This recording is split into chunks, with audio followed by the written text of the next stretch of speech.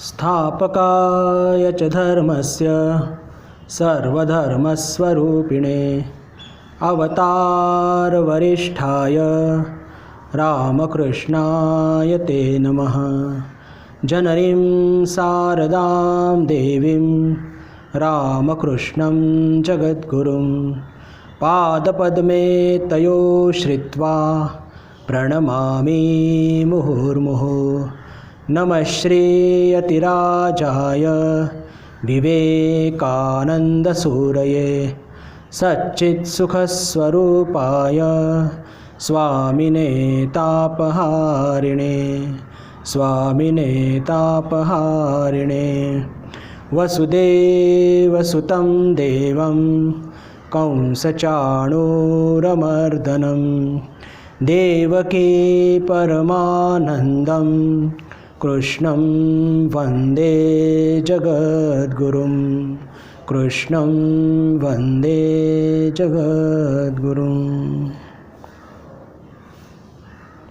नमस्कार। पुनश्च एकदा आपल्या सर्वांचं या व्हर्च्युअल वर्गामध्ये मनःपूर्वक स्वागत। आज सोमवार आणि आपण ठरल्याप्रमाणे भगवद्गीतेवर चर्चा करणार आहोत। अध्याय 3, श्लोक 9। आपल्या सर्वांना हे ध्यानात असेलच की 9वा श्लोक आपण हा थोडासा सुरू केला होता, पण त्याचं बरंच विवेचन अजून बाकी आहे। आपण या श्लोकाचं पुन्हा एकदा पठन करूया, अर्थ वाचूया आणि त्याचं विवेचन करण्याचा प्रयत्न करूया। यज्ञार्थात् कर्मणो अन्यत्र लोकोऽयं कर्मबन्धनः तदर्थं कर्म कौन्तेय मुक्तसंगः समाचर। यज्ञार्थात् कर्मणो अन्यत्र लोकोऽयं कर्मबन्धनः तदर्थं कर्म कौन्तेय मुक्तसंगः समाचर। काय अर्थ आहे याचा? यज्ञानिमित्त केल्या जाणाऱ्या कर्माशिवाय दुसऱ्या कर्मात गुंतलेला हा मनुष्य समुदाय कर्मांनी बांधला जातो। म्हणून हे अर्जुना, तू आसक्ती सोडून यज्ञासाठी उत्तम प्रकारे कर्तव्य कर्म कर।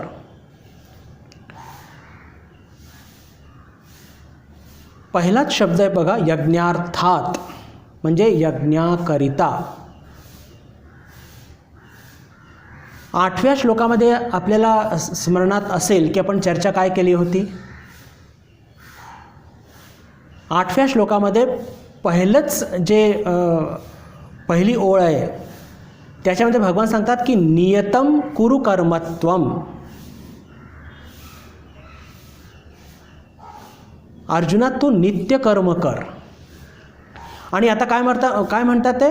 यज्ञार्थात कर्मणो अन्यत्र, म्हणजे यज्ञाला सोडून जर तू इतर काही कर्म करशील किंवा जे करतात, यज्ञाला सोडून इतर जे काही कर्म करतात ते काय होतं? कर्मबंधनः, म्हणजे कर्मबंधनात ते अडकतात। वरती सांगतात ते की नियतम कुरु कर्मत्वम कर्मज्यायो ह्य कर्मणः। आता पुन्हा प्रश्न हा निर्माण होतो की नियतम कुरु, नियत कर्म किंवा नित्यकर्म, सहज कर्म आणि यज्ञार्थात कर्म, यज्ञकर्ता कर्म, यात काही अंतर आहे का? तर मागच्या वेळेस सुद्धा आपण थोडी चर्चा केली होती, याची सुरुवात केली होती की यज्ञ म्हटलं म्हणजे आपल्याला काय वाटत असतं की काहीतरी एक मोठा अग्निकुंड पेटलेला आहे, चांगली मोठी पांढरी शुभ्र दाढी असलेले 7-8 संन्यासी महाराज बसलेले आहेत, वैदिक मंत्रोच्चारचं त्यांचं काही पाठ सुरू आहे आणि ते काहीतरी आहुती देत आहेत। आपण याला यज्ञ समजतो, पण फक्त हाच अर्थ आपण जर यज्ञाचा घेतला तर गीतेमध्ये हा अर्थ अत्यंत संकुचित होऊन जाईल. आपल्याला कर्मयोगाच्या संदर्भामध्ये आणि गीतेने सांगितलेले जे यज्ञ आहे त्याचा एक फार मोठा आणि व्यापक अर्थ घ्यावा लागेल. आणि विशेषकर तिसरा जो अध्याय आहे, या तिसऱ्या अध्यायाच्या 9व्यापासून 16व्या श्लोकापर्यंत आपल्याला यज्ञाची एक फार मोठी आणि एक व्यापक परिभाषा घ्यावी लागेल. आणि तिसऱ्या अध्यायामध्येच नव्हे तर 4थ्या अध्यायामध्ये सुद्धा आपल्याला एक फार मोठी आणि व्यापक परिभाषा घ्यावी लागेल. व्यापक परिभाषा घेण्याची आवश्यकता इथे का भासली किंवा भगवान आपल्याला तसं का करायला सांगत आहेत किंवा अशी व्यापक परिभाषा आपल्या समोर ते का मांडत आहेत, तर त्याचं कारण म्हणजे असं की पहा, आपल्या जीवनातील, मनुष्य जीवनातील आपण कर्म केल्याशिवाय एक क्षणसुद्धा राहू शकत नाही. आणि आपले प्रत्येक सामान्यपेक्षा सामान्य कर्म हे सुद्धा कर्मयोगामध्ये परिवर्तित झाले पाहिजे, जेणेकरून आपण आपल्या जीवनामध्ये मोक्षप्राप्तीच्या मार्गावरती द्रुतगतीने पुढे जाऊ शकू. पहा, आपण म्हणतो ना की ईश्वर हे खूप करुणामय असतात. कोणत्या अर्थाने करुणामय असतात, तर मला वाटतं की ह्या अर्थाने करुणामय आहेत की त्यांनी त्या कर्मयोगाचा आवाका इतका मोठा केलेला आहे की आपण विशेष काही न करता म्हणजे आपले दैनंदिन कार्य करत सुद्धा फक्त आपली मानसिक स्थितीमध्ये जर आपण बदल आणला तर आपले अति सामान्यपेक्षा सामान्य कर्मसुद्धा हे कर्मयोगामध्ये त्याचा बदल होऊ शकतो आणि आपल्या जीवनामध्ये अपेक्षित असलेलं मोक्ष किंवा मुक्ती ही आपल्याला प्राप्त होऊ शकते. त्याच्याकरता काय अपेक्षित आहे की आपण आपल्या मनाची स्थिती ही मात्र किंवा आपले विचार हे नक्की बदलले पाहिजे आणि तेच अपेक्षित आहे. आणि त्याच्याच करता भगवान 9व्या ते 16व्या श्लोकापर्यंत कर्मयोगाची एक फार व्यापक परिभाषा देत आहेत आणि त्याच्याच करता ते सुरुवात करतात, यज्ञार्थात कर्मणो अन्यत्र. म्हणजे काय की अर्जुना, तू यज्ञाकरता कर्म कर. आता हे यज्ञ म्हणजे काय, तर मागच्या वेळेस आपण थोडंसं बघितलं होतं की पहा, आपण कर्म हे स्वतःमध्ये एकदम जड आहे. बरं, कर्म स्वतःमध्ये संपूर्णपणे जड आहेत. कर्म कधीही कोणालाही बांधत नसतात. पण ज्या भावनेने आपण कर्म करत असतो, त्या भावनेने आपण बांधले जातो. म्हणजेच काय, कर्मफळाची अपेक्षा. ज्या भावनेने आपण कर्म करतो त्या भावनेमुळे आपण बांधले जातो. कर्मफळाची अपेक्षा असली की मनुष्य कर्मबंधनात हा सापडणारच. काही त्याला दुसरं उपाय म्हणजे काही गत्यंतरच नाही आहे. तर आपण आपले ही मानसिकता, आपले हे विचार, आपल्या या भावना ह्या कशा ठेवल्या पाहिजे, जेणेकरून आपण कर्म तर केले पाहिजे पण कर्मबंधनात न अडकता ते कर्म केले पाहिजे. त्याच्याकरताच अनासक्त भावाने कर्म केले पाहिजे. हे आपण आतापर्यंत शिकलेलो आहोत. तर हे जे यज्ञार्थात कर्मणो अन्यत्र असं इथे जे भगवान म्हणत आहे त्याचा अर्थ काय, त्याचा अर्थ की पहा, आपण सर्वजण या प्रकृतीमध्ये आणि समाजामध्ये आपण राहत असतो. आपलं जीवन समाजावरती सुद्धा आधारित आहे, डिपेंडेंट आहे आणि प्रकृतीवरती सुद्धा आहे. आपण सतत काहीतरी समाजाला देत आहोत आणि काहीतरी घेत आहोत. जर इतर पशु पक्षी प्राणी श्वापद झाडे झुडपे हे सगळं बघितलं, ही प्रकृतीसुद्धा ते सुद्धा आपसामध्ये काहीतरी देवाणघेवाण करत आहे आणि आपल्याबरोबरसुद्धा. बरं, म्हणजे आपण सुद्धा प्रकृतीकडनं काहीतरी काय खूप जास्त घेत आहोत आणि काहीतरी देत आहोत. कदाचित कमी देत आहोत, जास्त घेत आहोत. पण ही आपली प्रकृतीवरती जी डिपेंडन्सी आहे ही तर सगळ्यांना विदितच आहे. आणि प्रकृतीसुद्धा आपल्यावरती डिपेंडेंट आहे. आपण समाजावरती डिपेंडेंट आहोत, समाज आपल्यावरती डिपेंडेंट आहे. म्हणजे आपलं हे जे अस्तित्व आहे हे समाजावरती आणि प्रकृतीवरती आधारित आहे. उदाहरणार्थ आपण घेतलं होतं मागच्या वेळेस की एक छोटी बी जेव्हा आपण पेरत असतो जमिनीमध्ये, तर जमिनीतले पोषक तत्व ते बी घेतं, पाणी घेतं, सूर्यप्रकाश घेतं, त्यातून एक चांगला वृक्ष निर्माण होतो, फळं येतात. ते फळ पशु पक्षी मनुष्य त्याचा आहार म्हणून ग्रहण करतो. हे काय झालं? हे एका प्रकारचं आपण प्रकृतीवरती डिपेंडेंट आहे. आणि आपण प्रकृतीला काय देत असतो? प्रकृतीला आपण विभिन्न प्रकारे देत असतो.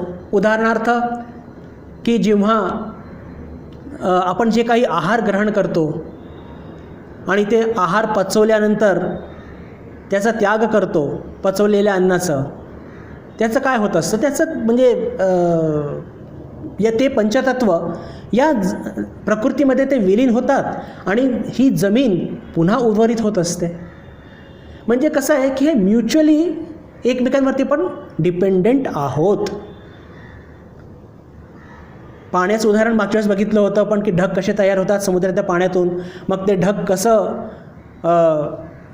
पाणी वर्षवतात ठिकठिकाणी, त्यातून पीक उत्पन्न होतं, पीक आपण ग्रहण करत असतो. त्याच्यानंतर नद्यांमध्ये खूप पाणी साठतं आणि मग त्या साठलेल्या पाण्यातून आपण शेती करतो. उरलेलं पाणी पुन्हा समुद्रात जाऊन मिळतं, पुन्हा ढग तयार होतात. म्हणजे ढग समुद्रातून पाणी घेतं, पृथ्वीला देतं, पृथ्वी पीक देतं, साठलेलं पाणी नदीमध्ये जातं, नदीतलं पाणी पुन्हा समुद्राला मिळतं. म्हणजे हे सतत एक चक्र सुरू आहे. या जगामध्ये प्रत्येकजण काहीतरी घेत आहे आणि काहीतरी देत आहे. आणि जेव्हा आपण म्हणतो की यज्ञार्थात कर्मणो अन्यत्र, तैत्तिरीय संहितामध्ये आहे यज्ञो वै विष्णु, म्हणजेच काय की आपल्याला आज्ञा केली ऋषीमुनींनी की अरे ईश्वरा प्रित्यर्थ कर्म कर, प्रकृती प्रित्यर्थ कर्म कर. म्हणजेच काय, काहीतरी देण्याची वृत्ती ठेव. हे बाह्य गोष्टी सारखं सारखं येणार आहे. काहीतरी देण्याची वृत्ती ठेव. आपण सर्वजण प्रकृतीवरती डिपेंडेंट असतो आणि ही प्रकृती व्यवस्थित चालली पाहिजे, ही कुठेतरी आपली जबाबदारी आहे. आपण समाजावरती आधारित आहोत, समाजाला काहीतरी देणं हे फार फार अपेक्षित आहे. नाहीतर ही सगळी अव्यवस्थेमध्ये बदलून जाईल.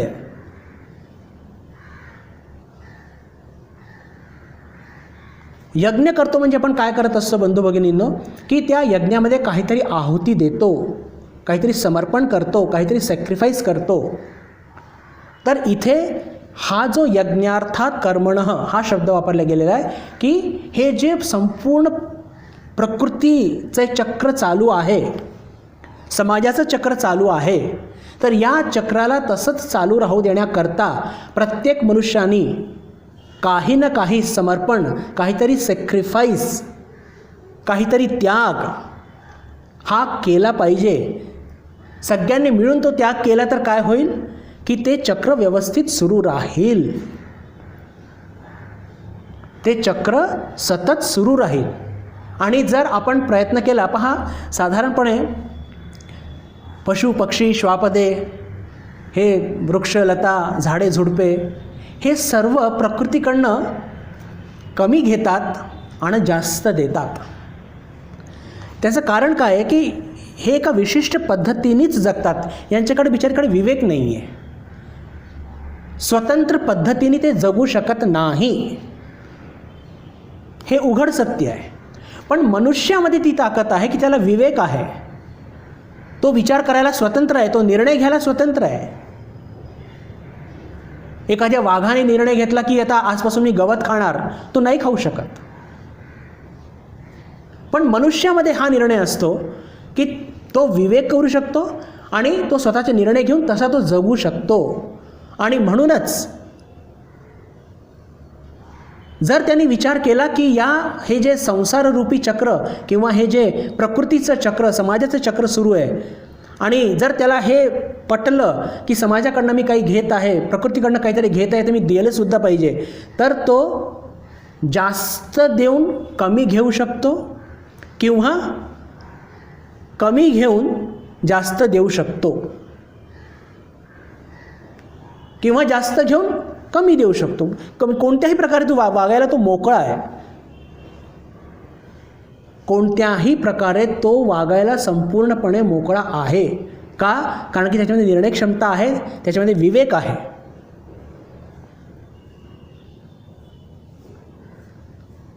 पण जेव्हा त्याला हे पटतं की अरे माझं अस्तित्व हे समाजावरती डिपेंडंट आहे, माझं अस्तित्व प्रकृतीवरती डिपेंडंट आहे, आणि हे चक्र असंच चालू राहील जेणेकरून इतर जीवसुद्धा त्यांचंसुद्धा कल्याण होईल. हे पहा, ही भावना आहे समर्पणची भावना, त्यागाची भावना. आणि त्याच्याकरता जे काहीही तो साधक करतो, तो मनुष्य करतो, त्यालाच म्हणतात कर्मयोग. पहा, ही इतकी एक बृहत परिभाषा, इतकी व्यापक परिभाषा, म्हणजे आपले दैनंदिन कर्मसुद्धा आपण व्यवस्थित पार पाडले आणि त्या दैनंदिन कर्मामध्ये आपण लक्ष फक्त एवढंच दिलं पाहिजे,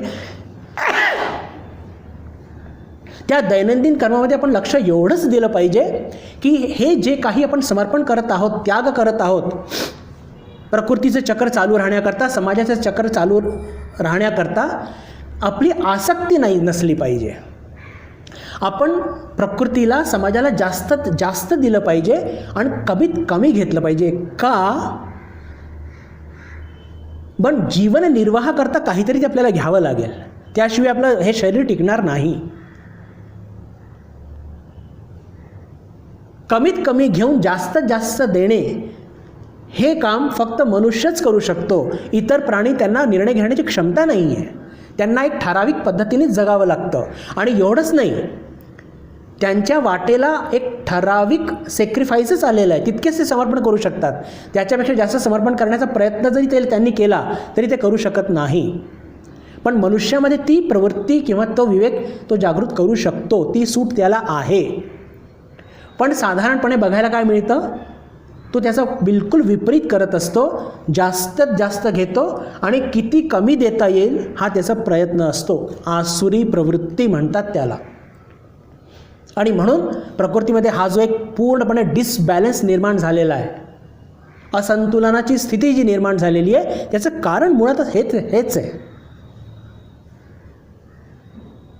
कारण की समर्पणाची भावना, त्यागाची भावना ही अत्यंत कमी झालेली आहे. फक्त मी, माझं, म्हणजे इतक्या टोकापर्यंत आपण जातो. एक फार सुंदर एक गंमतशीर एक थोडासा जोकच येतो. एक लक्षात येतं की एक शेठजी होते आणि त्यांनी अमाप पैसा कमावला आणि तरी त्यांची हाव काही संपत नव्हती. त्या गावामध्ये एक सत्पुरुष आले आणि ते शेठजींच्या ज्या पत्नी होत्या त्या फार भक्तिमती होत्या आणि त्यांनी त्या महाराजांना सांगितलं की अहो, माझ्या यजमानांना सांगा जरा, ते सतत फक्त पैसे करत असतात, स्वतःचाच विचार करतात, काही ईश्वरप्रती त्यांची काही भक्ती भावना काहीच नाही आहे. त्यांना थोडं सांगा की देह गेल्यानंतर कुठेतरी तोंड दाखवायचं आहे आपल्याला, म्हणजे परमार्थाकरता सुद्धा काहीतरी केलं पाहिजे. तर ते सत्पुरुष म्हणतात की ठीक आहे, त्यांना माझ्याकडे भेटायला घेऊन या, त्यांना सांगून बघतो मी. ते भेटायला येतात शेठजी.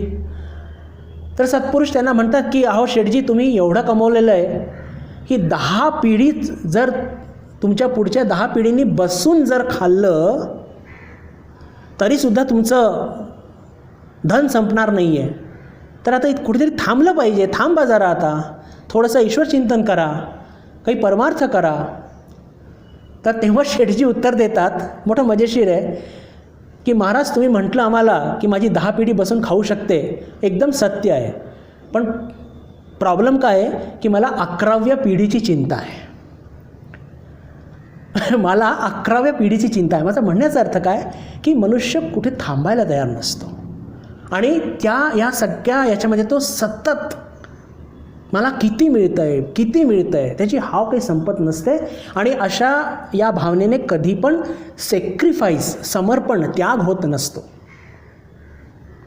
आणि ह्या ज्या कर्मयोगाची ही जी बृहत परिभाषा जी भगवानांनी आपल्यापुढे मांडलेली आहे की आपले दैनंदिन कर्म, एकदम सामान्यपेक्षा सामान्य कर्मसुद्धा आपण जर यज्ञाच्या भावनेने, म्हणजेच उदाहरणार्थ की आपण एकदम अतिसामान्य कर्म करत आहोत. कल्पना करा की एखादे व्यापारी आहे, तो व्यापार करतो आणि व्यापार करून संध्याकाळी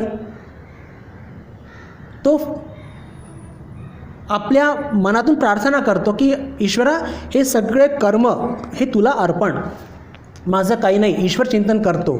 तर पहा, इतक्या सामान्य कर्मातून सुद्धा त्याच्या हातातून कर्मयोग घडू शकतो. पण तेच एक सामान्य जर व्यापारी असेल, तो दिवसभर व्यापार करेल आणि संध्याकाळी आधी तो त्याचं लक्ष पैशाकडे, किती नफा झाला, याला काय म्हणतात? याला म्हणतात स्वार्थी बुद्धी. तर हे जे भगवानांनी यज्ञार्थात कर्मणं जे म्हटलेलं आहे, याच्या मागचं उद्दिष्ट काय की आपल्या जीवनातले सामान्यपेक्षा सामान्य कर्मसुद्धा आपण हे कर्मयोगात बदलू शकतो. आणि याचं अजून एक श्रेष्ठ उदाहरण जर घेतलं तर पहा, स्वामी विवेकानंदांनी या रामकृष्ण संघाची स्थापना केली आणि याचं बोधवाक्य काय आहे? शिवभावे जीवसेवा. म्हणजेच रामकृष्ण संघामध्ये जे काही सेवा केल्या जाते, उदाहरणार्थ काहीतरी डिस्पेन्सरी आहे, तिथे रुग्ण तपासणी होत असते, तर ते रुग्णाला रुग्ण म्हणून बघितले जात नाही. म्हणजे प्रयत्न केला जातो की हा रुग्ण नाही, हा ईश्वर आहे. आता वरच्यावर बघितलं गेलं तर किती सामान्य कर्म आहे. एखाद्या डिस्पेन्सरीमध्ये एखाद्या रुग्णाची तपासणी करणे डॉक्टरद्वारा, हे अतिसामान्य कर्म आहे. याच्यामध्ये तो वेगळ्याने काही करतोय का? नाही. पण त्याच्या भावना कशा म्हणजे बदलल्या गेलेल्या आहे. जे डॉक्टर तपासतात त्यांची भावना काय असते की हा रुग्ण नारायण माझ्या पुढे आलेला आहे. तिथे सेवा देणारे इतर जे भक्त किंवा व्हॉलेंटियर असतात त्यांची भावना काय असते की हा रुग्ण नाही आहे, हा रुग्णरूपी नारायण आहे. म्हणजे पहाच, अतिशय सामान्य आपले दैनंदिन कर्म करता करता सुद्धा कर्मयोग आपण आचरणात आणू शकतो. आणि हे फक्त रामकृष्ण संघामध्येच होऊ शकतं का? असं नाही आहे. आपल्या सर्वांचे विभिन्न कार्यक्षेत्र आहेत. कल्पना करा की एखादी व्यक्ती वकील आहे, पक्षकार येतात, त्या पक्षकाराला योग्य ते सल्ला देणे, एवढंच नव्हे तर त्याला जे सहाय्य करत आहोत आपण, तर ते सहाय्य कोणत्या प्रकारे करायची की हा माझा पक्षकार नाही, पक्षकार रूपी नारायण आहे. आता असं त्याला, म्हणजे त्या वकिलाला फक्त आपला मेंटल ॲटिट्यूड चेंज करायचा आहे, बाकी काही नाही. हां, पण जर आता हा आला का, मी याला जरा चुकीचा सल्ला देतो, याच्याकडनं जास्तच पैसे घेतो, अशी भावना जर ही सामान्य माणसाची असते, अशा भावनाने कधी कर्मयोग होणार नाही. आणि इथे भगवान जे म्हणतात आहे यज्ञार्थात कर्मणो अन्यत्र. तर पहा, आपले अतिशय सामान्यपेक्षा सामान्य कर्म, दैनंदिन कर्म, नियतकर्म, नित्यकर्म, स्वभाव कर्म, हे सुद्धा आपण कर्मयोगात बदलू शकतो. अजून एक उदाहरण घेऊया की एखादी शाळा आहे, शाळेचे एक प्रिन्सिपल आहे, त्यांच्या हाताखाली अनेक शिक्षक शिक्षिका आहेत, अनेक विद्यार्थी आहेत. तर प्रत्येक विद्यार्थी हा ईश्वराचं एक रूप आहे प्रत्येक शिक्षक आणि शिक्षिका हे सुद्धा विद्यार्थी ईश्वराचं एक रूप आहे. अशा भावनेने जर ते प्रिन्सिपल आपली शाळा चालवतील तर हे कर्मयोग झालं. त्यांना वेगळे काही करायला नको. ते प्रिन्सिपल होते, प्रिन्सिपलच राहतील. ते प्रिन्सिपल आहे, प्रिन्सिपलच राहतील. त्यांच्या कर्तव्यात काहीही, त्यांच्या अधिकारात काहीही कमी होणार नाही. चेंज काय करायचं आहे? आणि पहा, आधीच्या श्लोकामध्ये त्यांनी सांगितलं आहे नियतम कुरु कर्मत्वम, म्हणजे नित्यकर्म तर करायचेच आहे आपल्याला. कर्म केल्याशिवाय राहू शकत नाही आपण. चर्चा करतच आलेलो आत्तापर्यंत. पण फक्त काय चेंज करायचं आहे? आपला ॲटिट्यूड चेंज करायचा आहे. यज्ञार्थात म्हणजेच आपलं प्रत्येक कर्म हे त्या प्रकृतीच्या चक्राला, समाजाच्या चक्राला सहाय्यभूत ठरव.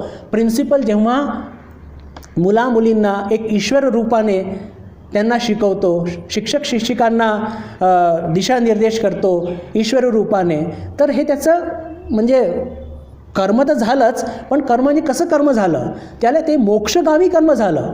अशा भावनेने तो कर्मबंधनात सापडणार नाही. हेच म्हणजे साधारण प्रिन्सिपलला हे कर्म कदाचित बंधनकारक ठरेल, पण जर तेच कर्म तो समर्पणेच्या भावनाने आसक्तीरहित कर्म तो हे म्हणजे प्रिन्सिपलशिप करणार, तर हेच कर्म दुसऱ्या प्रिन्सिपलला मोक्षगामी ठरेल आहे. आणि हे सिद्धांत तुम्ही इंजिनियर, डॉक्टर, शिक्षक, शिक्षिका, विद्यार्थी जीवनाच्या कोणत्याही स्तरावरती आपण या सिद्धांताला लावू शकतो. त्यात काहीही म्हणजे ज्याला म्हणतो की विदाऊट एनी एक्सेप्शन, अपवादच नाही. अर्जुनाच्या युद्धाला सुद्धा लावू शकतो. याची चर्चा पुढे करणार आहोत आपण. तर म्हणण्याचा अर्थ काय की यज्ञार्थात कर्मणो अन्यत्र. याचा अर्थ काय की आपण ही व्यापक परिभाषा, मी पुन्हा मला सांगावंसं वाटतं की ही व्यापक परिभाषा भगवानांनी का दिलेली आहे की मनुष्य कर्म केल्याशिवाय राहू शकत नाही. नित्यकर्म तो करतच असतो. तर ते नित्यकर्मच जर आपण त्याचं ॲटिट्यूड, त्याची मानसिकताच जर बदलली, तर प्रत्येक कर्म आपण जे करत आहोत ते प्रत्येक कर्म हे ईश्वराची सेवा, त्या विराटाची सेवा, त्या प्रकृतीच्या चक्राला सहाय्यभूत, मनुष्य समाजाला सहाय्यभूत ठरणार. आणि त्यातून आपण कर्मबंधनात न सापडता तेच कर्म आपल्याला मोक्षगामी ठरणार आहे. यज्ञार्थात कर्मणो अन्यत्र. आता अन्यत्रचा अर्थ काय? भगवान इथे आज्ञा देत आहेत अर्जुनाला की तू यज्ञार्थ कर्म कर. आणि नाही तर काय होईल? अन्यत्र म्हणजेच आपण आपले जे दैनंदिन कर्म करत आहोत, नित्य कर्म करत आहोत, त्याच्यामध्ये कुठे आपली स्वार्थाची भावना, मान सन्मान, सत्ता, समाज प्रतिष्ठा वगैरे वगैरे अनेक त्याच्यामागे काहीतरी भावना असू शकतात. त्या जर असतील तर आपले नित्य कर्म हे आपल्याला कसे ठरणार? लोकोयम कर्मबंधनः. लोकोयम कर्मबंधन म्हणजे तेच कर्म आपल्याकरता बंधनकारक ठरतील. म्हणजे आता पहा की आता हे आपल्याला ठरवायचं आहे की आपण जे दैनंदिन कर्म करत आहोत ते आपल्याला मोक्षगामी करायचे आहेत की ते आपल्याला कर्मात अजून बांधणारे पाहिजेत. हा निर्णय आपण घ्यायचा आहे. आणि ते बदलण्याकरता फक्त काय करायचं आहे? आपली मानसिकता फक्त बदलायची आहे, अजून काही नाही. कालपर्यंत मी प्रिन्सिपल होतो, आजसुद्धा मी प्रिन्सिपलच आहे. पण कालपर्यंत मी विद्यार्थ्यांना विद्यार्थी म्हणून समजत होतो, पण आजपासून मी त्यांना ईश्वर समजत आहे. विद्यार्थी रूपी ईश्वर त्यांना समजत आहे. कालपर्यंत मी शिक्षक शिक्षिकांना शिक्षक शिक्षिका समजत होतो, पण आज त्यांना शिक्षक रूपी ईश्वर, शिक्षिका रूपी ईश्वर समजत आहे. आणि माझ्या कर्मामध्ये, माझ्या कर्तव्यामध्ये मी काय बदल केला आहे? मी अनासक्त रूपाने ते सगळं करत आहे. जर मी ते अनासक्त रूपाने करत आहे, मला कोणतीही अपेक्षा नाही त्याच्या माध्यमातून, तर तेच कर्म मला कसं ठरणार? मोक्षगामी ठरणार. आणि तसं जर नाही केलं, अन्यत्र कर्म, म्हणजे माझी काहीतरी अपेक्षा आहे, मी प्रिन्सिपल आहे, मला सन्मान दिला पाहिजे, माझं असं झालं ते ऐकत नाही, मी हे करीन ते करीन, म्हणजे जिथे कर्तेपणाचा भाव आला, जिथे आसक्ती आली, कर्मफळाची अपेक्षा आली, तिथे मग तेच कर्म अन्यत्र ठरतील. आणि अन्यत्र ठरले म्हणजे कर्मबंधनं आलेच आले. मग कर्मबंधनं आलेच आले. म्हणून आपण साधक आहोत बंधू भगिनींनो, आपण खूप सावधान असलं पाहिजे, अतिशय सावधान असलं पाहिजे. साधक कोणाला म्हणतात? जो सावधान असतो. साधकाने प्रत्येक कर्म, पहा आपल्याला कर्मयोगाचं आचरण करायचं आहे आणि या परिभाषेअनुयायी आपला प्रत्येक कर्म, प्रत्येक क्षणाला जर केल्या गेलेला कर्म तो आपला कर्मयोगात कसा बदलता येईल हे आपण ध्यानात घेतलं पाहिजे. साधारणपणे कर्मयोग बंधू भगिनींनो इतरांच्या हितासाठी केले गेलेलं कर्म असतात. साधारणपणे कर्मयोग म्हणजे इतरांसाठी केले गेलेले कर्म असतात. इतर म्हणजे कोण? इतर म्हणजे मला सोडून, या शरीराला सोडून. म्हणजेच काय? म्हणजे आपण आपल्या घरामध्ये मला सोडून, मला आईवडील आहेत, पती आहेत, पत्नी आहेत, पुत्र आहेत, हे पण माझ्याकरता इतरच झाले. तर यांच्याप्रती जे कर्तव्य मी करणार आणि तेही अनासक्त पद्धतीने, ते सुद्धा कर्मयोग आहे. साधारणपणे ही एक फार चुकीची समजूत आहे की इतरांकरता कर्मयोग करणे, इतरांकरता करणे म्हणजे काहीतरी आपल्या घराचे म्हणजे परिवारांच्या पासून त्यांना सोडून काहीतरी बिलकुल तिराहितांकरता काही कर्म करणे. तिराहितांकरता कर्म करणे चांगली गोष्ट आहे, त्यात वाईट काहीच नाही आहे. आपण मठात जातो किंवा इतर कोणत्या काही संस्थेत जातो आणि काहीतरी 2-4 तास सेवा करत असतो, चांगली गोष्ट आहे. पण पहा, तिराहितांची सेवा करत असताना आपण त्यांच्याशी फार काही आसक्त नसतो. पण जेव्हा तिराहितांची सेवा करतो तर तेव्हा आपण हे लक्षात घेतलं पाहिजे की त्या तिराहिताची सेवा आपल्या हातातून ईश्वर म्हणून झाली पाहिजे, तर ते कर्मयोग आहे. तिराहित त्याच्याशी आपला काही संबंध नाही आहे, आपण त्याच्याशी आसक्त पण नाही, त्याच्याशी अनासक्त पण नाही. पण त्याची जी काही सेवा थोडीफार आपल्या हातातून घडत आहे, ती सेवाच्या मागची भावना फार महत्त्वाची आहे. ती एक ज्याला म्हणतो की अनासक्त पद्धतीनेच, कोणत्याही फळाची अपेक्षा न ठेवता ती झाली पाहिजे. कल्पना करा की एखादी व्यक्ती एखाद्या डिस्पेन्सरीमध्ये काहीतरी सेवा देत आहे. डॉक्टरांनी सांगितलं की अमुक अमुक माणसांना अमुक अमुक औषध द्या. औषध दिले आणि धर्मार्थ दवाखाना आहे, औषध फुकटात दिले. जाताना त्या माणसाने धन्यवादसुद्धा म्हटलं नाही, किंवा आपलं ज्याला म्हणतो की ग्रॅटिट्यूड पण त्यांचं म्हणजे फार असंच आला आणि औषध घेऊन निघून गेला, किंवा कदाचित भांडूनच गेला. तर पहा समोरची व्यक्ती कशी वागत आहे, तिराहित व्यक्ती, हे आपल्या हातात नाही आहे. आपल्याकडे आलेला प्रत्येक मनुष्य हा ईश्वरच आहे. तो रुग्णरूपी भगवान आहे, तो रुग्णरूपी भगवान आहे. आणि तो तुम्हाला धन्यवाद देईल की नाही देईल, की तो तुमच्याशी भांडून जाईल, हे तुमच्या हातात नाही आहे. आपण सेवा करत आहोत, आपण त्यांच्याप्रती आभार व्यक्त केले पाहिजे की तू मला एक सेवेची संधी दिली. स्वामीजींचं हे वाक्य आहे की सेवा घेणारा नाही, जो सेवा करत आहे ना तो धन्य होत नाही. म्हणजे ज्याला आपण काही देत आहोत तो धन्य होत नाही, बल्कि जो सेवा करणारा आहे तो धन्य होत असतो. का होत असतो? कारण की ज्यांनी सेवा घेतली त्यांनी तुमच्याकडनं तुम्हाला एक संधी दिली. तुम्ही ज्याची सेवा केली तुम्हीच त्याला धन्यवाद द्या. पहा काय मोठा सिद्धांत आहे. जर खऱ्या अर्थाने आपण आपल्या जीवनामध्ये कर्मयोगाचं आचरण करू इच्छितो तर आपण ज्यांची सेवा करतो, मग ते तिराहित असो की आपल्या घरातले लोक असो, आपण त्यांच्याप्रती फार कृतज्ञ असलं पाहिजे. का कृतज्ञ असलं पाहिजे? कारण की त्यांनी आपल्याला सेवा करण्याची एक संधी दिली आणि त्याच्या मोबदल्यात त्यांनी आपल्याला धन्यवाद नाही म्हटलं, राग मानायचा नाही, अपेक्षाच ठेवायची नाही. अपेक्षा ठेवली तर तो कर्मयोग कुठे झाला? मग आपण एखादी वस्तू कोणाला दान दिली, काही पैसे दान दिले,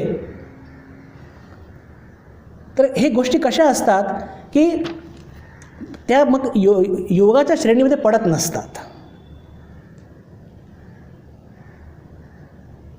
तर जी आपण चर्चा करत होतो की आपण जेव्हा तिराहिताची सेवा करतो आणि आपण आपल्या घरातल्या लोकांची सुद्धा याच भावनेने सेवा केली पाहिजे, हे लक्षात घ्यायला पाहिजे.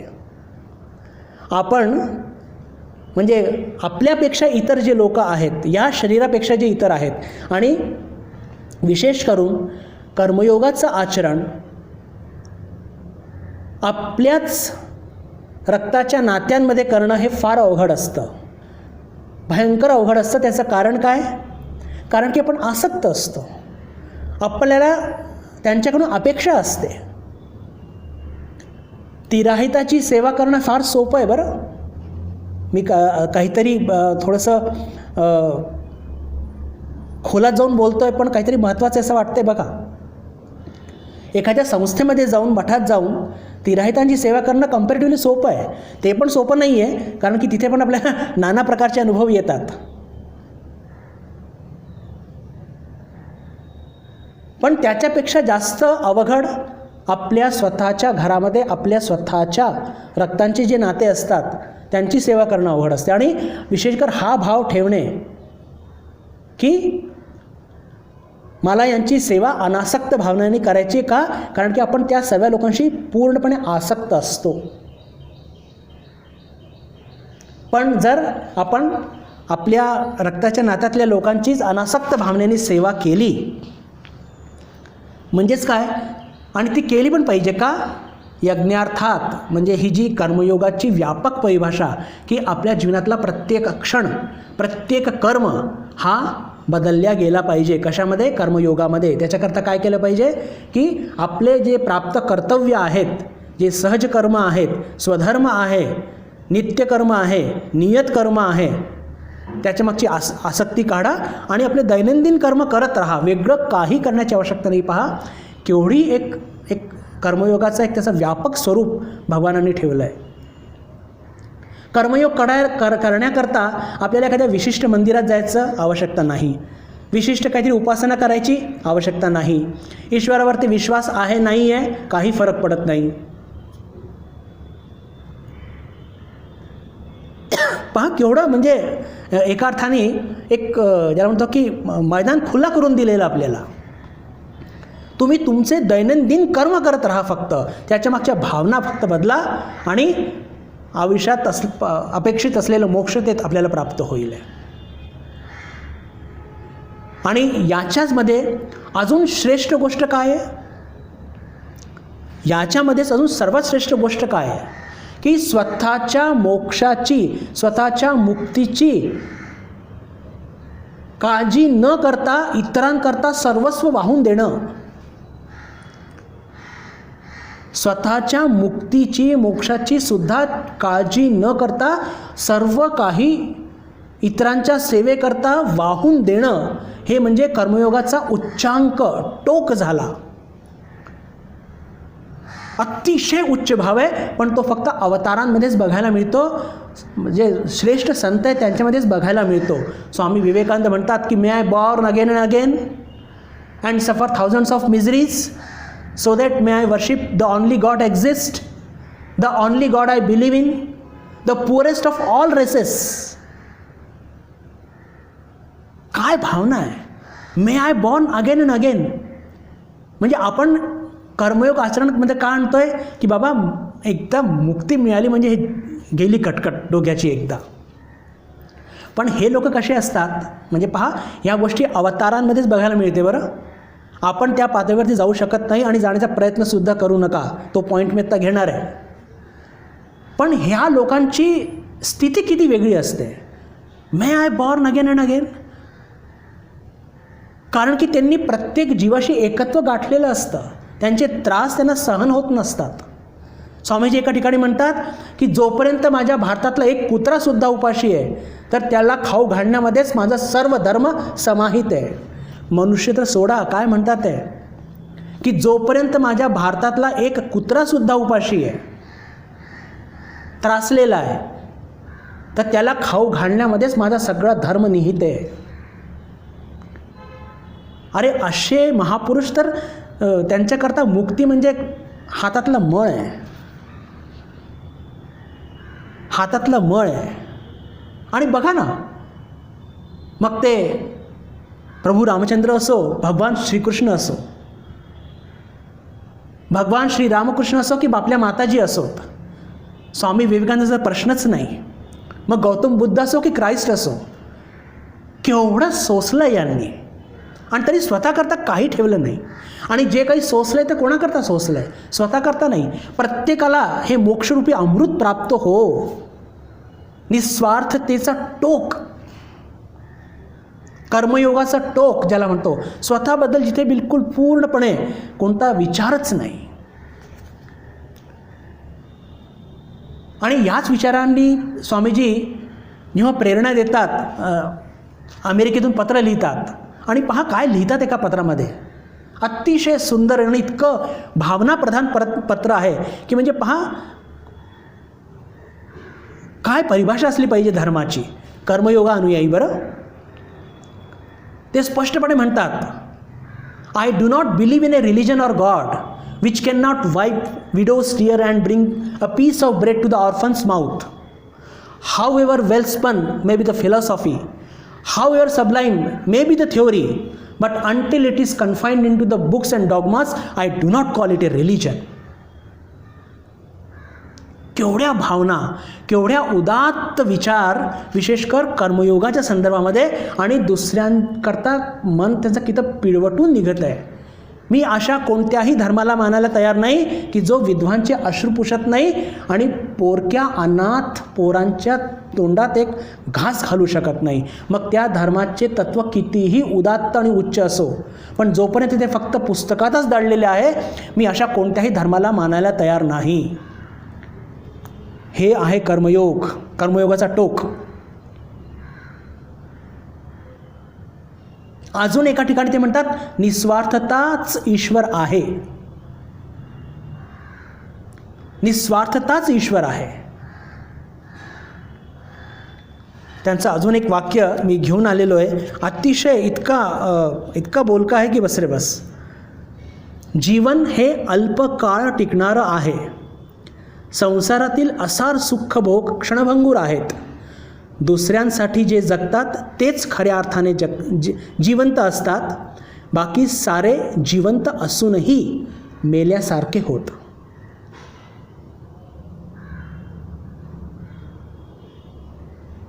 दिस life is short and vanities of the life are transient. They alone live who live for others. Rest are more dead than alive. जे फक्त स्वतः करता जगतात ते जिवंत असूनही मेल्यासारखेच आहेत. हे वाक्य बंधू भगिनींनो स्वामीजींच्या मुखातच शोभतात, कारण की अवतार होते. हे पहा, स्वामीजींनी स्वतःच करता काही ठेवलं नाही. ते स्वतःच्या मुक्ती याच्याच्या सगळ्यात पलीकडे गेले होते. आणि सगळेच अवतार, त्यांचं अवतरणच इतरांकरता असतं. पण आपली स्थिती काय आहे की आपण मोक्ष समोर ठेवून कर्मयोग करत असतो आणि त्यात काही चूक नाही आहे. आपल्याला ठाकूरांनी ती मुभा दिलेली आहे की मोक्षाची इच्छा ही काही इच्छामध्ये मोडत नाही आणि त्यात दोष नाही आहे. स्वामीजींनी जे एक मापदंड ठेवला आहे तो नक्कीच आपल्याला इन्स्पिरेशन देतं इतरांकरता कार्य करण्याकरता किंवा आपल्या स्वार्थ कमी करून इतरांकरता यज्ञार्थात कर्म करण्याकरता म्हणजेच कर्मयोग करण्याकरता तर प्रेरित करत असतं. पण त्याच्यावरती आचरण नेहमी स्वामीजींसारखेच लोक करू शकतात. म्हणून इथे एक विशेष सांगू इच्छितो, एक फार महत्त्वाचा एक पॉईंट ज्याची चर्चा मी आधी कधीतरी केलेली आहे, की आपण अवतार जसे वागले तसे वागण्याचा प्रयत्न करायचा नाही. अवतारांनी आपल्याला जे शिकवण दिलेली आहे त्या शिकवणीवरती आपण चालण्याचा प्रयत्न करायचा. इमिटेशन नाही, फॉलो. इमिटेशन म्हणजे काय? ते जसे वागले तसे आपण जर वागायला गेलो तर आपण खड्ड्यात पडणार. उदाहरणार्थ, भगवान श्रीकृष्णांनी कंसाच्या त्यांच्या जवळ असलेली त्या 16,000 मुलींशी लग्न केलं. आता ते अवतार होते, त्यांचं पावित्र्य, त्यांचं आचरण हे आपल्याला शक्य नाही आहे. तसं आपण वागायला गेलो नक्कीच खड्ड्यात जाणार. म्हणजे म्हणण्याचा अर्थ काय, की अवतारां जसे वागले आपल्याला तसं वागायचं नाही आहे. अवतारांनी जे आपल्याला सांगितलं आहे की तू असं कर, गीतामध्ये जे सांगितलेलं आहे, यज्ञार्थात कर्मणो अन्यत्र लोकोयम कर्मबंधन, आपल्याला काय करायचं आहे? यज्ञार्थात कर्म करायचं आहे. We have to follow the instructions, teachings of lord Krishna. ते जसे वागलेत तसे वागायचं नाही आहे. आणि या संदर्भात तर स्वामीजींनी फारच मोठं विधान केलेलं आहे, आणि तो त्यांच्या कंप्लीट वर्क्सच्या 9व्या व्हॉल्यूममध्ये त्याची नोंद आहे. ते म्हणतात बेलूर मठाची निर्मिती झाल्यानंतर प्रेमानंदजी महाराजांना, की जर कोणी मला इमिटेट माझ्यासारखं वागण्याचा जर प्रयत्न करेल तर त्याला लागलीच मठातून हकलून द्या. क्षमा करा. त्यांनी स्पष्ट मेन्शन केलेलं आहे की माझ्यासारखं जर कोणी वागण्याचा प्रयत्न करेल, हे अपेक्षित असतं की आपण त्यांनी जे काही आपल्याला शिकवलं आहे, जी शिकवणी त्यांनी दिलेली आहे त्या शिकवणीवरती आपण चालण्याचा प्रयत्न केला पाहिजे. If somebody tries to imitate me, kick him out from the math, असं स्पष्ट सांगितलेलं आहे. तर आपल्याला काय करायचं आहे की आपल्याला फॉलो करायचं आहे. त्यांनी ज्या शिकवणी सांगितल्या त्याच्यावर चालण्याचा प्रयत्न करायचा आहे. तर आपलं चर्चेची सुरुवात कुठून झाली होती, की हे सगळे जे स्वामीजींनी हे जे सांगितलं आहे की may I born again and again and suffer thousands of misery so that I can worship the only God exist, the only God I believe in, the last person of this race, the poorest of the poor. म्हणजे या सगळ्यांची लोकांची सेवा करण्याकरता मला वारंवार येऊ दे, हे स्वामीजींच्या मुखातूनच शोभतं. कारण की ते अवतार सारखे येत असतात. पण आपल्याला नक्कीच हे कर्मयोग आचरणात का आणायचं आहे? कारण की आपल्याला मुक्ती गाठायची आहे. तर पहा, आता हे स्पष्ट झालं, यज्ञार्थात कर्मणो अन्यत्र लोकोयम कर्मबंधन, की आपण आता हे म्हणजे कर्मयोगाची ही अत्यंत विस्तृत भाषा, बृहत परिभाषा जी आपण समजलो, की आपण आपले प्रत्येक कर्म जे करत आहोत, स्वयंपाक करत आहोत, घर स्वच्छ करत आहोत, कपडे धुत आहोत, घरातल्या लोकांची आपण त्यांना सांभाळत आहोत, बाहेर पण सुद्धा आपण ऑफिसमध्ये जात आहोत, इंडस्ट्रीमध्ये जात आहोत, कोणी डॉक्टर असेल, कोणी वकील असेल, कोणी CA असेल, प्रत्येकजण हे आपल्या आपल्या ठिकाणी जर आपल्या त्या कर्तव्याच्या मागच्या भावना बदलल्या की या प्रकृतीमध्ये असलेलं प्रत्येक कर्म हे कर्मयोगामध्ये आपण बदलू शकतो आणि मोक्षाचा मार्ग आपला एकदम बिलकुल सुस्पष्ट आपल्याकडं ते एकदम उघडा होऊन जाईल. हे आपल्याला लक्षात आलं. आणि दुसऱ्या ओळीमध्ये काय म्हणतात भगवान, की तदर्थम कर्म कौंतेय मुक्त संग समाचर, की हे यज्ञकर्ता म्हणजे हे जे त्यागपूर्ण तू कार्य करत आहे त्याच्यामधलं काय कर, आसक्ती सोडून. म्हणजे पहा, अनेक लोक समाजकार्य करत असतात, इतरांकरता कार्य करत असतात, पण मग कुठेतरी त्याच्या मागची काही भावना आपण बघतोच. हे आपल्या दैनंदिन जीवनाचं उदाहरण आहे. काहीतरी अपेक्षा असतात. कसल्या अपेक्षा असतात? माझं नाव पेपरमध्ये आलं पाहिजे, असं झालं पाहिजे, तसं म्हणजे ह्या सगळ्या अत्यंत सूक्ष्म असतात, पण साधक जीवनाकरता मात्र हे फार घातक असतात. सामान्य लोकांची अशी वृत्ती असेल त्याच्याबद्दल आपलं काहीही म्हणणं नाही आहे, पण आपण सामान्य आहोत का? नाही. आपण कसे आहोत? आपण आहोत साधक. आणि आपल्या जीवनाचा एकमेव उद्देश काय आहे? मोक्ष प्राप्त करणे. तर आता आपण हे शिकून गेलो की जीवनाचं प्रत्येक कर्माला आपण कर्मयोगामध्ये बदलू शकतो. आणि जर कर्मयोगात आपण आपल्या प्रत्येक कर्माला बदलू शकतो तर काय केलं पाहिजे? काही वेगळ्याने काही करायची आवश्यकता नाही. हे कर्म सोडून ते कर्म करायचे, ते सोडून हे करायचे नव्हे. जे चालू आहे तेच करायचं आहे आपल्याला, पण फक्त त्याच्या मागच्या भावना, आसक्ती सोडायची आहे आणि समाजाकडून, प्रकृतीकडून कमीत कमी घ्यायचं आहे. का? कारण की जीवन निर्वाह चालला पाहिजे आणि जास्तीत जास्त दिलं पाहिजे, आणि ते अनासक्त भावनेने. तर म्हणण्याचा अर्थ काय की पहा, कर्तव्य आपल्या आपमध्ये आपल्याला कधीही बांधत नाही, हे लक्षात ठेवा. कर्म बांधत नाही, कर्माच्या मागच्या भावना बांधत असतात. तर आता आपले हे जी व्यापक परिभाषा आपण शिकलेलो आहोत, तर हे याला कर्मयोगामध्ये बदलण्याकरता 4 मुख्य गोष्ट जी आपण आता शिकलेलो आहोत त्याची पुनरावृत्ती करूया. म्हणजे आपण आता घरातलं जर स्वच्छता पण करायची असेल तर कोणत्या भावनेने ती स्वच्छता करायची, इतकं सामान्य कर्म आहे. तर ते 4 पॉईंट जर आपण आपल्या मनात सतत आपण घोळत राहिलो तर आपलं घर स्वच्छ करणं सुद्धा हे कर्मयोगामध्ये परिवर्तित होऊ शकतं. कोणते 4 पॉईंट आहे? सगळ्यात पहिलं म्हणजे आपण हे लक्षात ठेवलं पाहिजे की अकर्म किंवा कर्म सोडून चालणार नाही. कर्म करणे हे अपेक्षित आहे, कर्म सोडून आपण नैष्कर्म्याला प्राप्त होऊ शकत नाही. अत्यंत महत्त्वाचं आहे, याच्या आधी चर्चा केलेली आहे. दुसरं, कर्मामध्ये सुद्धा आसक्त व्हायचं नाही आहे. बरं, अनेकदा असं होत असतं की नाही, मला स्वयंपाकच आवडतो, मी स्वयंपाकाशिवाय दुसरं काही करणार नाही.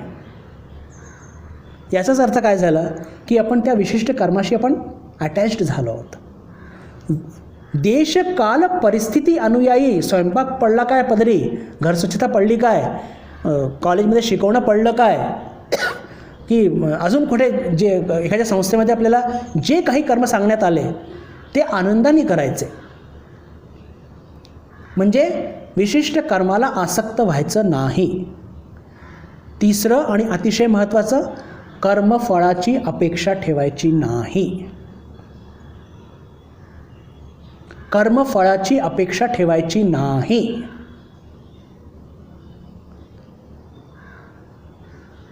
आपण याच्या आधी शिकलेलो आहोत की कर्मण्येवाधिकार असते मा फलेषु कदाचन मा कर्मफल हेतुभू मा ते संगोस्त्व कर्मणी, की बिलकुल कर्मफळाची अपेक्षा ठेवायची नाही.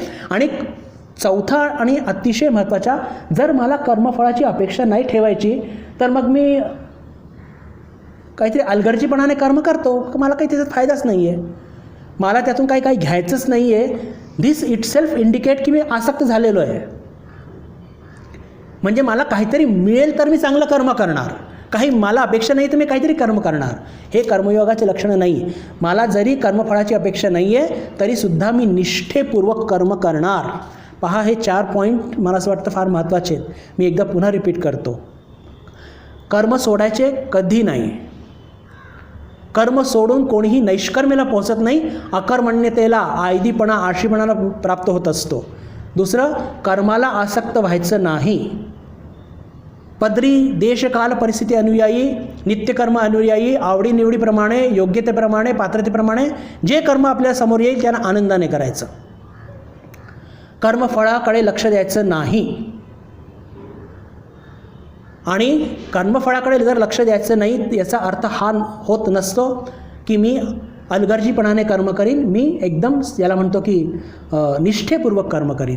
कसं आहे की कर्मयोगाचं आचरण करण्याकरता बंधू भगिनींना 2 मोठ्या अडचणी येतात. 2 कारणांमुळे आपल्याला शैथिल्य प्राप्त होत असतं. पहिलं म्हणजे हेच की जर मला कर्मफळामध्ये जर मला काही त्यातून काही मिळणारच नाही आहे तर मी कर्म कशाला करायचे, किंवा स्लिप शॉर्ट मेनरमध्ये अलगर्जीपणाने करायचे नाही, निष्ठेपूर्वक करायचे. ही एक मोठी अडचण आहे. आणि दुसरी, ठीक आहे, कर्म प्रारंभ केलं, कर्तव्य प्रारंभ केलं आणि प्रारंभ करता करता हे लक्षात आलं की जे कर्तव्य फळ आहे ते काहीतरी वेगळेच प्राप्त होत आहेत. वेगळेच प्राप्त होत आहेत म्हणजे काय, काहीतरी अपेक्षा आहे. फळाची अपेक्षा आहे म्हणून तर म्हणतो ना की काहीतरी वेगळंच प्राप्त होत आहे. आणि मग असं विचार येतो की मग याला मध्येच सोडून देऊ का? नाही, मुळीच नाही. जे काही कर्मफळ प्राप्त होत असतील त्याची माझी काही घेणं देणंच नाही ना. म्हणून जरी विपरीत फळ प्राप्त होत असतील तरी सुद्धा मी काय केलं पाहिजे? मी फक्त योग्य पद्धतीनेच माझा कर्मयोग म्हणजे निरासक्त भावनेने, कामनारहित, कोणतीही अपेक्षा न ठेवता ते कर्तव्य मी पार पाडलं पाहिजे. आणि इतरांचे हित समोर ठेवून त्या कार्याला संपूर्णपणे पार पाडलं पाहिजे. हे पण लक्षात ठेवलं पाहिजे, तरच ते कर्मयोग होणार. तर हे 4 पॉईंट लक्षात ठेवायचे. एक महत्त्वाचा पॉईंट अजून चर्चा करून मग आपण तिथे थांबूया, वेळ जवळपास होतच आलेली आहे. अर्जुनाकडे वळूया आपण की अर्जुनाचा हा जो घोर एक कर्म त्याला लाभलेला आहे, देशकाल परिस्थिती अनुयायी, त्याला तो कर्म योगामध्ये बदलू शकतो का? खरं म्हटलं तर इतकी चर्चेनंतर हा प्रश्न पडला नाही पाहिजे. तरीसुद्धा आपण जे काही चर्चा आज केली त्याला अजून त्याला विस्तृतपणा देण्याकरता, अजून खोलपणा देण्याकरता याची पण चर्चा करून घेऊ की अर्थातच जगातलं कोणतंही कर्म असं नाही की ज्याला कर्मयोगामध्ये बदलल्या जाऊ शकत नाही. का? कारण की कर्म स्वतःमध्ये जड आहे. कर्म कोणाला बांधत नाही. कर्माच्या मागच्या भावना, ज्या भावनेनी तो मनुष्य किंवा साधक जो कर्म करत आहे त्या भावनामुळे तो बांधला जात असतो. हे आपण लक्षात ठेवलं पाहिजे. अर्जुनाच्या मनामध्ये मोह उत्पन्न का झाला? कारण की समोर त्याला भीष्म आणि द्रोण दिसले आणि हे माझे आपले आहेत आणि तिथे तो कर्तव्यच्युत झाला. जरी ते माझे आपले आहेत पण यावेळेस ते असत्याचं आचरण करत आहे, असत्याच्या मार्गामध्येच चालत आहे. आणि पहा, जर 4 सिद्धांत आपण जे शिकलो ते आपण इथे लावूया, म्हणजे त्यातून आपल्याला हे लक्षात येईल की कसं प्रत्येक कर्माला कर्मयोगात आपण बदलू शकतो. त्यातला पहिला सिद्धांत काय आहे की कर्म सोडून चालणार नाही. म्हणजेच काय? युद्ध सोडून चालणार नाही. युद्ध सोडलं तर अकर्मण्यतेला प्राप्त होईल.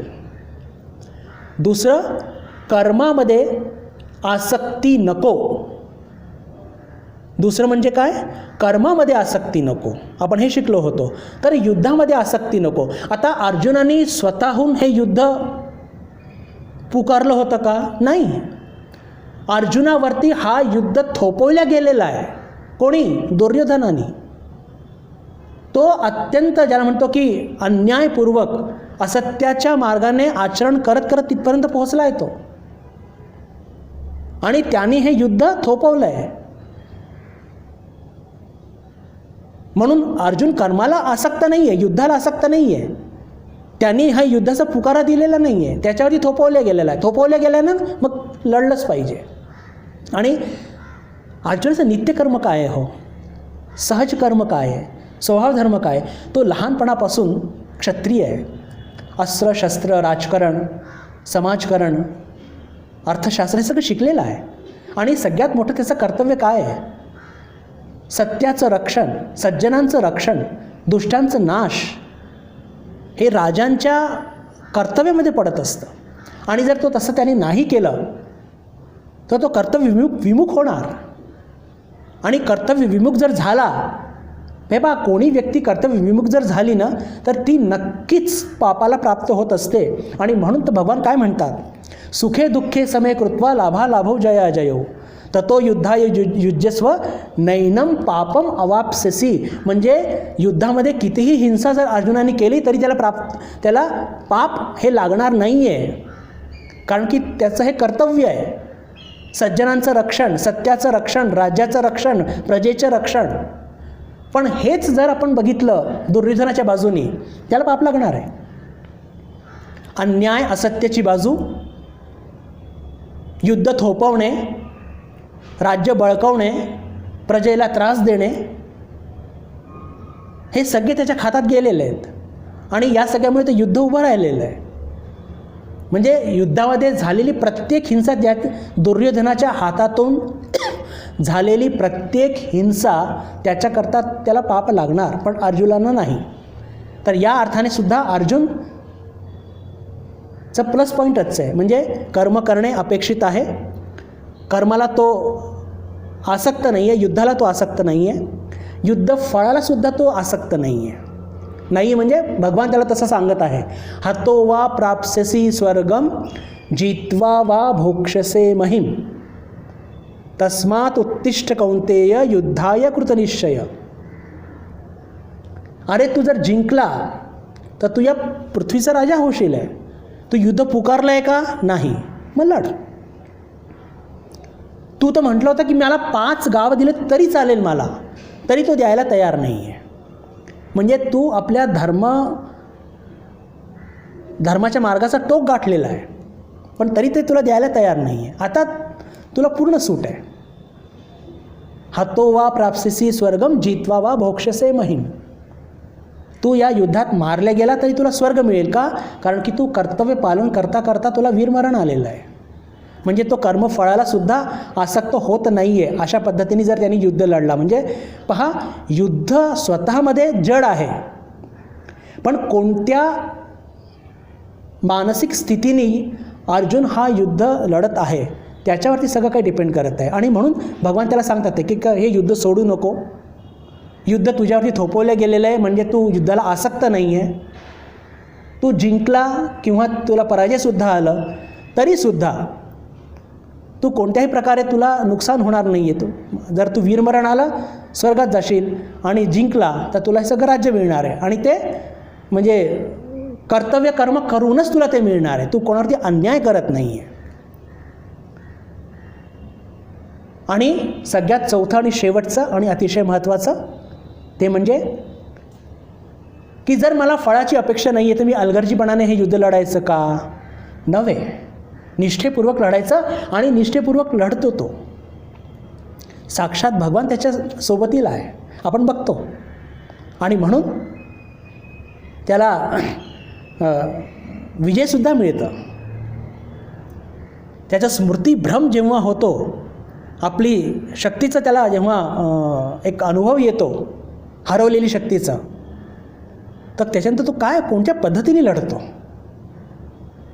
हे सगळं इतिहास आपल्याला माहीतच आहे. तर हे 4ही सिद्धांत जर आपण अर्जुनाच्या युद्धावरती लावले, त्याच्या स्थितीवरती लावले, तर आपल्याला हे लक्षात येतं स्पष्टपणे काय की जगातला कोणताही कर्म हा कर्मयोगामध्ये बदलला जाऊ शकतो. आणि आपण त्या व्याधाचं उदाहरण बघितलं होतं. पहा बंधू भगिनींनो, वरच्यावर बघितलं तर किती घृणित कार्य, पशुहिंसा, पण त्या कार्यातून ते अनासक्तपणे आणि समाजहिताने करत करत त्या व्याधाने वेदांताचं टोक गाठलं होतं. त्याची चर्चा आपण केलीच होती मागच्या वेळेस. म्हणण्याचा अर्थ काय की कर्मयोग हे कर्मावरती कधीही आधारित नसतं. ते कशावरती आधारित असतं की आपण कोणत्या भावनेने हे कर्म करत आहोत. तर बंधू भगिनींनो, 9 ते 16 हे श्लोक जे आहेत अतिशय महत्त्वाचे आहेत. विशेषकर आपण सामान्य साधक आहोत आणि आपल्या जीवनातले प्रत्येक कर्म, प्रत्येक क्षण जे करत आहोत ते कर्मयोगात आपण कसे बदलू शकतो. तर आपलं फक्त मानसिक भावना बदलायच्या आहे. त्या प्रत्येक कर्माला जे आपण करत आहोत, प्रत्येक कर्तव्य जे करत आहोत, जे आपल्याला प्राप्त झालेलं आहे देशकाल परिस्थिती अनुयायी, त्या प्रत्येक कर्तव्याला यज्ञार्थ समर्पण भावनेने, त्यागाच्या भावनेने, अनासक्त पद्धतीने आणि निष्ठेपूर्वक जर आपण केलं, कर्मामध्ये आसक्त न होता, कर्मफळामध्ये आसक्त न होता, तर प्रत्येक कर्म हे आपल्याला मोक्षाच्या मार्गावरती पुढे घेऊन जाणारच ठरेल. आज आपण इथेच थांबूया. येत्या बुधवारी आपला वर्ग आत्मबोधावरती होणारच आहे. मागच्या वेळेस आपल्याला माहितीच आहे थोडी गडबड झाली होती. 17 मिनिटाचाच व्हिडिओ रेकॉर्ड झाला होता, प्रक्षेपण थांबून गेलेलं होतं. तर सुरुवातीपासून तेच व्याख्यान, तेच श्लोक मी सुरुवातीपासून घेऊन त्याचा व्हिडिओ तयार करून मी तो अपलोड करणार आहे बुधवारी संध्याकाळी 7:15ला. तर आपल्याला ते म्हणजे काही ज्याला म्हणतो की मिस काही होणार नाही. आणि थोडीशी पुनरावृत्ती 17 मिनिटाची होऊ शकेल, पण त्यातून आपलं काही नुकसान नाही आहे, फायदाच आहे. तर आपली बुधवारी पुन्हा एकदा आपल्या सर्वांशी भेट होईल. निरोप घेण्याच्या आधी छोटीशी एक सूचना देऊ इच्छितो. आत्तापर्यंत आपण 7:10पर्यंत आपलं हा व्याख्यान सुरू करायचो, कारण की आरती आणि भजन झालं रे झालं की मी लागलीच या खोलीत यायचो आणि इथून आपलं व्याख्यान सुरू व्हायचं. कधी कधी थोडंसं भजन लांबण्याची शक्यता असते आणि आता हे सगळे जे व्हिडिओज आहेत हे सगळे मी अपलोड करणार आहे. तर कधी असं नको व्हायला की 7:11पर्यंत भजन सुरू आहे आणि 7:10मध्ये आपलं व्याख्यानसुद्धा सुरू झालं. तर त्याच्याकरता एक सेफ्टी मार्जिन म्हणून 7:15